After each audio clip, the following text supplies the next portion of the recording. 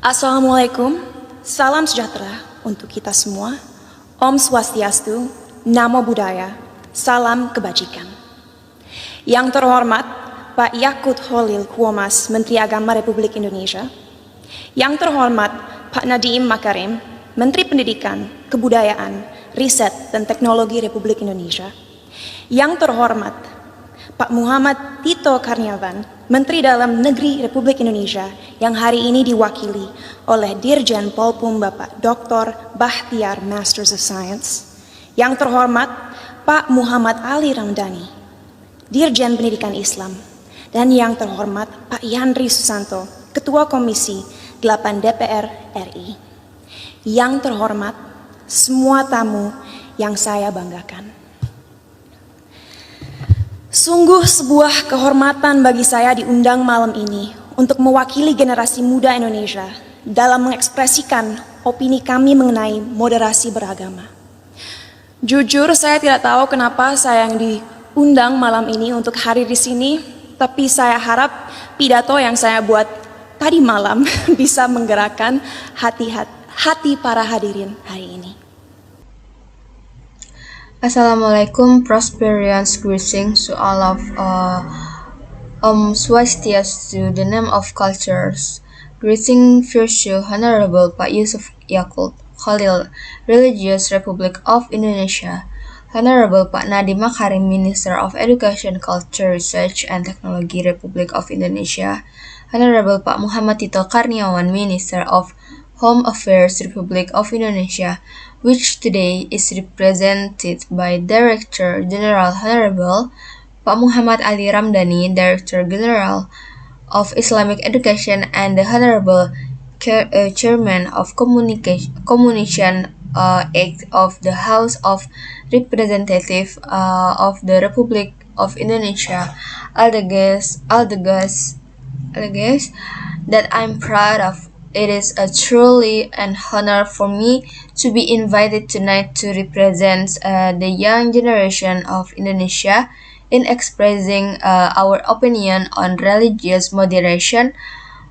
Honestly, I don't know why I was invited tonight for this day, but I hope that the speech I made last night can move the hearts of the audience today.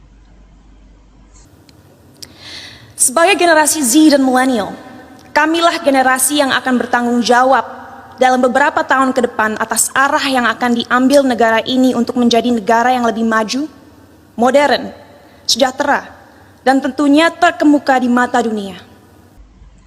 As Generation Z and Millennials, we are the generation that will be responsible in the next few years for the direction that this country will take in order to become a developed, modern, prosperous country, certainly leading in the eyes of the world. Tapi nilai-nilai apa saja yang harus kita terapkan kepada masyarakat Indonesia agar mimpi-mimpi ini bisa terrealisasi? But what are the values that we need to impose on the Indonesian people in order to this dream to be realized?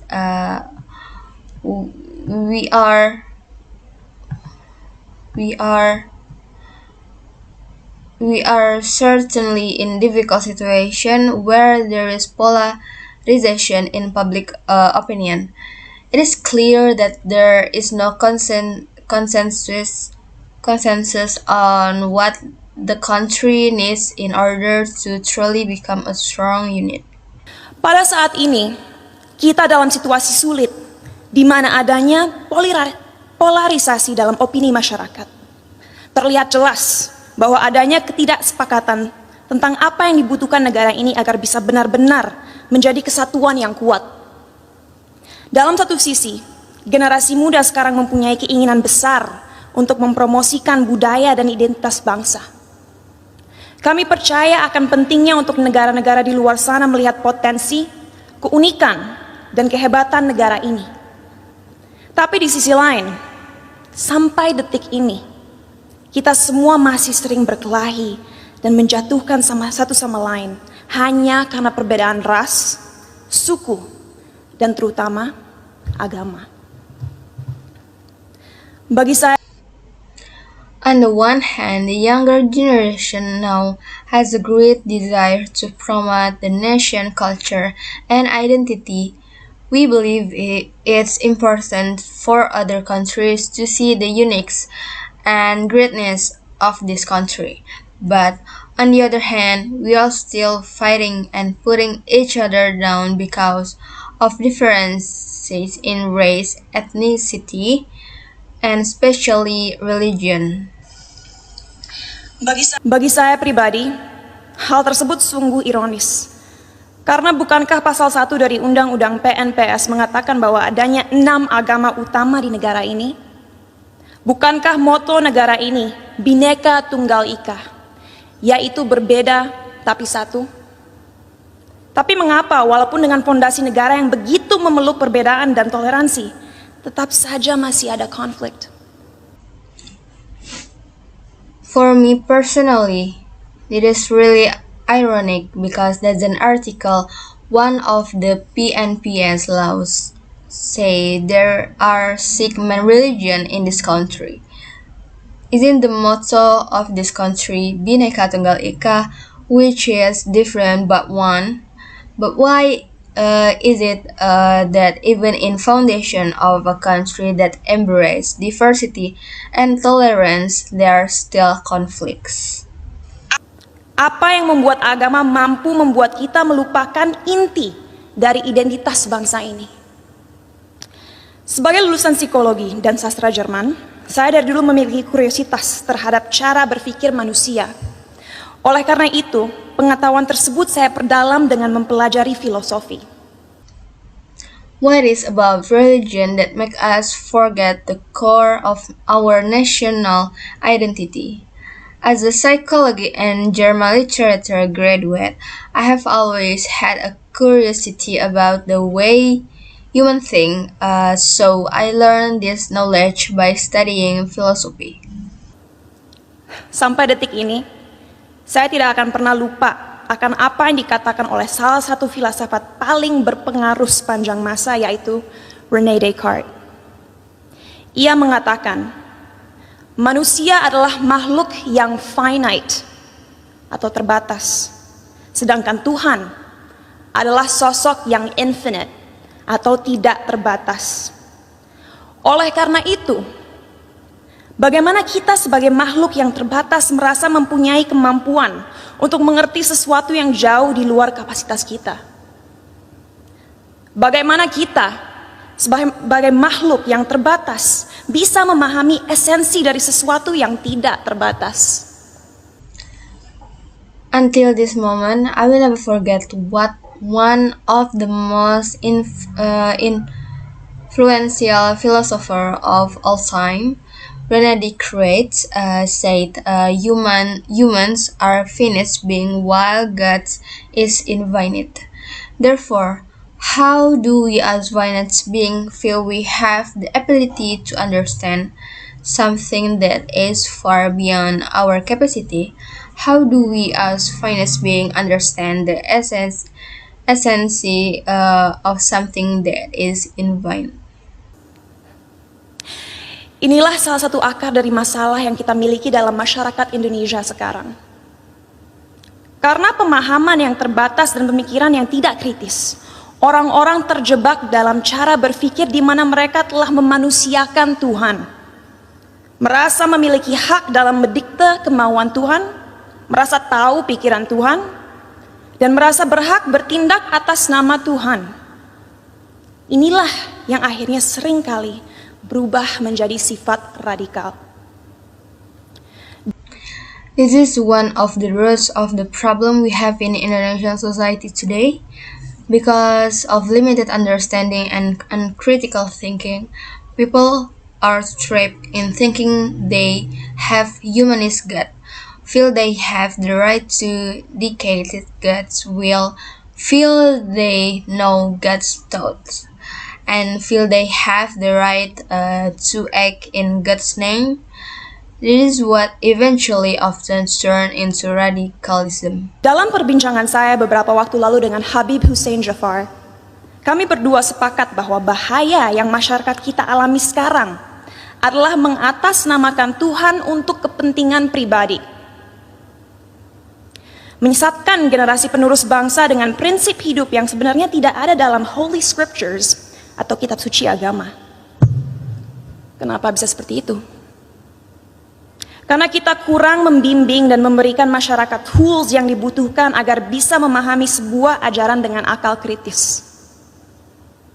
Sehingga mereka menjadi tersesat dalam cara berpikir mereka dan lupa akan pentingnya menyeimbangi segala ilmu yang dipelajari dan dimiliki dengan nilai-nilai yang ada dalam budaya, sains, ataupun aliran pemikiran lainnya. In my conversation some time ago with Habib Hussein Jafar, we both agreed that the danger that our society is experiencing now is in the name God for personal gain, misleading the nation generation with principles of life that are not actually in religious scriptures. Why is that? Because we do not give the people the guidance they need to understand the teaching with critical thinking, so they become lost in their way of thinking and forget the importance of balancing all the knowledge learned and owned with the values that exist in the culture, science, or other schools of thought. Saat saya masih bersekolah dulu, saya ingat sekali diharuskan untuk membaca kitab suci berbagai agama dari segi literatur dan juga filosofi. Sehingga saya diberikan kesempatan untuk bisa memahami keindahan setiap agama dan sadar bahwa pada akhirnya fungsi terbesar agama adalah satu, yaitu untuk membimbing kompas moral manusia, untuk mengingatkan manusia bahwa kita harus memperlakukan satu sama lain dengan hormat, bahwa kita harus bersyukur, dan bahwa kita semua harus sadar bahwa waktu kita di dunia ini hanyalah singkat dan terbatas. When I was in school, I remembering being required to read the scriptures of various religions in terms of literature and philosophy. This gave me the opportunity to understand the beauty of each religion and realize that ultimately the greatest function of religion is one to guide the moral compass of humanity, to remind humans that we should treat each other with respect, that we should be grateful, and that we should all realize that our time in this world is short and limited. Oleh karena itu, ingatlah untuk selalu menjadi seseorang yang rendah hati dan siap membantu satu sama lain. Jadi, apa yang harus dilakukan ke depannya agar bisa melawan segala kebohongan yang ada? Apa yang kita bisa lakukan untuk memberdayakan rakyat bangsa ini? Saya rasa jawabannya cukup jelas. Therefore, remind us to always be someone who is humble and ready to help others. So what should be done in the future to counter all the lies? What can we do to empower the people of this nation? I think the answer is quite clear. Satu, penting sekali kita segera mengingatkan kembali saudara-saudara kita akan indahnya, kayanya, dan uniknya budaya-budaya yang kita miliki di negara ini. Sejak usia dini penting kita mengenalkan budaya negara ini tidak hanya di sekolah, tapi juga melalui media dan semua platform digital yang ada. One is to remind our brothers and sisters of the beautifully rich and unique cultures we have in this country. From early age, it is important that we introduce this culture not only in schools, but also through the media and all existing digital forms. Sebuah hal yang krusial untuk disadari bagi generasi muda akan relevannya budaya kita di dunia yang semakin Sebuah hal yang krusial untuk disadari bagi generasi muda akan relevannya budaya kita di dunia yang semakin modern. Our culture is cool, not old school. All the crucial things for the younger generation to realize will be relevant to our increasingly modern world. Our culture is cool, not old school. There once was a ship that put to sea. The name of the Kedua, ajaran agama yang ada dalam sistem pendidikan harus adil dalam merepresentasikan agama-agama yang ada di negara ini. Agar orang-orang bisa mengerti sejak usia muda bahwa semua agama itu mengajarkan kebaikan dan tidak seharusnya kita melecehkan dan menyakiti satu sama lain hanya karena sebuah Satu, penting sekali kita segera mengingatkan kembali saudara-saudara kita akan indahnya, kayanya, dan uniknya budaya-budaya yang kita miliki di negara ini. Sejak usia dini penting kita mengenalkan budaya negara ini tidak hanya di sekolah, tapi juga melalui media dan semua platform digital yang ada. Can we do to empower the people of this nation? I think the answer is quite clear. One is to remind our brothers and sisters of the beautifully rich and unique cultures we have in this country. From early age, it is important that we introduce this culture not only in schools, but also through the media and all existing digital forms. Kedua, ajaran agama yang ada dalam sistem pendidikan harus adil dalam merepresentasikan agama-agama yang ada di negara ini. Agar orang-orang bisa mengerti sejak usia muda bahwa semua agama itu mengajarkan kebaikan dan tidak seharusnya kita melecehkan dan menyakiti satu sama lain hanya karena sebuah perbedaan. Ketiga, critical thinking, critical thinking, critical thinking. Ajarkanlah adik-adik kita untuk membaca dan mempelajari segala sesuatu dari berbagai sudut pandang. Biarkanlah mereka bertanya. Tumbuhkanlah rasa ingin tahu mereka sehingga mereka tidak mudah dipengaruhi dan dijajah pikirannya. Dan terakhir, gunakanlah teknologi yang semakin canggih sebagai alat yang dapat terus menyebarkan nilai-nilai toleransi. Agar negara ini bisa kembali menjadi Indonesia sejati.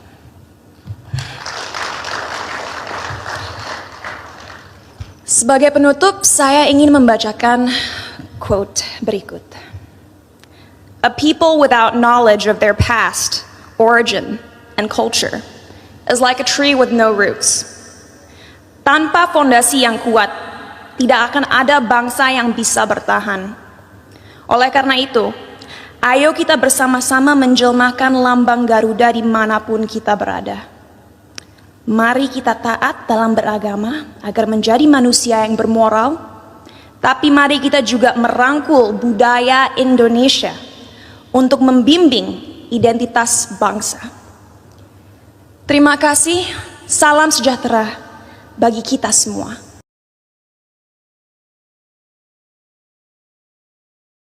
Secondly, the religious teachings in the education system must be fair in representing the religious in this country, so that people can understand from a young age that all religions teach goodness. We should not harass each other just because of difference. Ketiga, critical thinking, critical thinking, critical thinking. Ajarkanlah adik-adik kita untuk membaca dan mempelajari segala sesuatu dari berbagai sudut pandang. Biarkanlah mereka bertanya. Tumbuhkanlah rasa ingin tahu mereka sehingga mereka tidak mudah dipengaruhi dan dijajah pikirannya. Third, critical thinking, and critical thinking. Teach our younger siblings to read and learn from everything, various point of view. Let them ask questions, cultivate their curiosity so that they are not easily influenced and colonized by their minds. Dan terakhir, gunakanlah teknologi yang semakin canggih sebagai alat yang dapat terus menyebarkan nilai-nilai toleransi, agar negara ini bisa kembali menjadi Indonesia sejati. Finally, use this increasingly sophisticated technology as a tool that can continue to spread the values of tolerance so that this country can return to being true Indonesia. Thank you.